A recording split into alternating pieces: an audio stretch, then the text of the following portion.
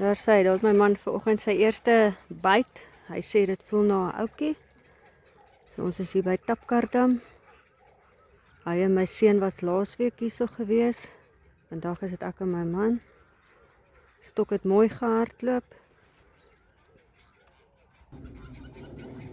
As hy gaan nou skep. Wat sê hy? Yes man, dis hoe mense die dag moet begin. Dis 'n mooi ekie.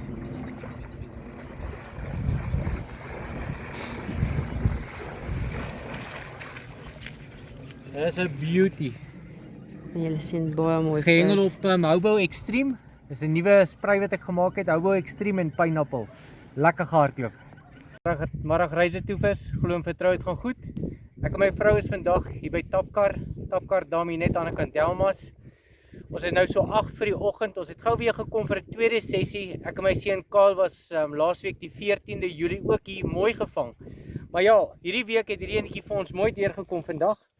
Ek sal op my boonste hoek sal ek hierdie glove harde flou sit.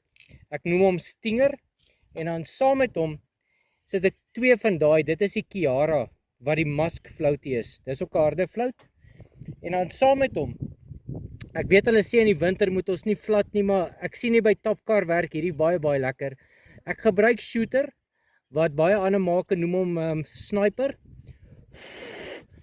Ek het hierdie enetjie van my shooter genoem en hy werk vir my regtig mooi. Saam met hom sit ek dan 'n klein bietjie pineapple op.